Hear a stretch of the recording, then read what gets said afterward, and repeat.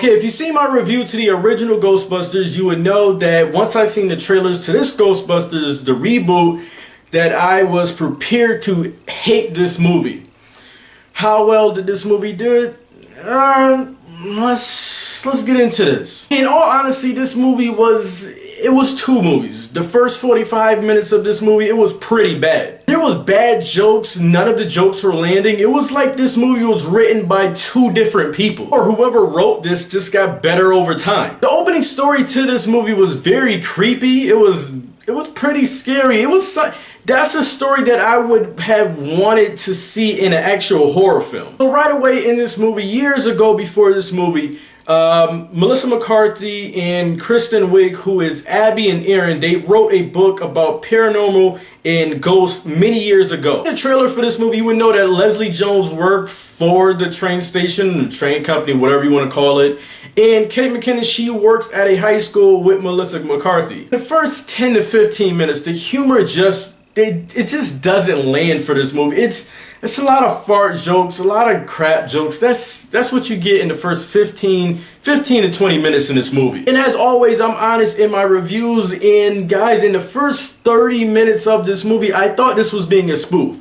I thought this movie was being a spoof on the old original, the first two Ghostbusters movies. That's what I thought this movie was. It was being so bad. It was like a bad Wayne's movie spoof. Chris Hemsworth was the best part of this movie for me. His interview was very funny. It was very funny. It was hilarious. That's about the time the movie started to turn around for me. Just like the old Ghostbusters movies, I needed Bill Murray to be in every scene. That's what I needed. And in this movie, I needed Chris Hemsworth to be in every scene for me to laugh, for me to really enjoy this movie. You remember in the first two Ghostbusters movies when the old theme would play, when something exciting happened or was about to happen, the theme would play, the crew would get going, you would get going, and it would be awesome. Watching this one, when something exciting is about to happen, the Fall Out Boy cover or remix or whatever it is starts to play, it's not like it used to be. The original theme was a lot better. It's just this cover, this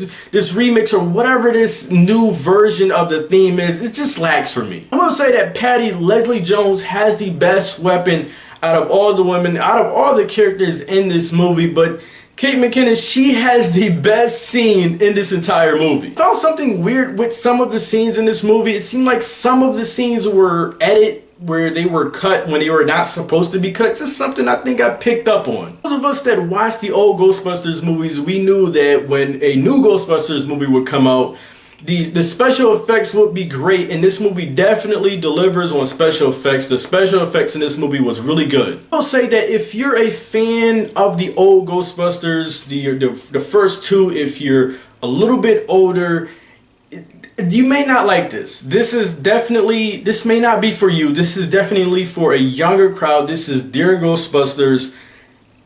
People my age or older, the first two Ghostbusters was our film. I did enjoy this movie at spots, but the first 45 minutes of this movie was very bad. It was exactly how the trailer made the movie look like it was going to be. Chris Hemsworth, totally enjoyed him. Leslie Jones, enjoyed her. I would have to say that Ghostbusters, the reboot, I guess we're calling this a reboot. Ghostbusters, I'm going to have to say that Ghostbusters is a 61 out of 100. Get in the comment section. Let me know what your thoughts about this movie. Like this video, dislike this video, do whatever you got to do. I'm out of here.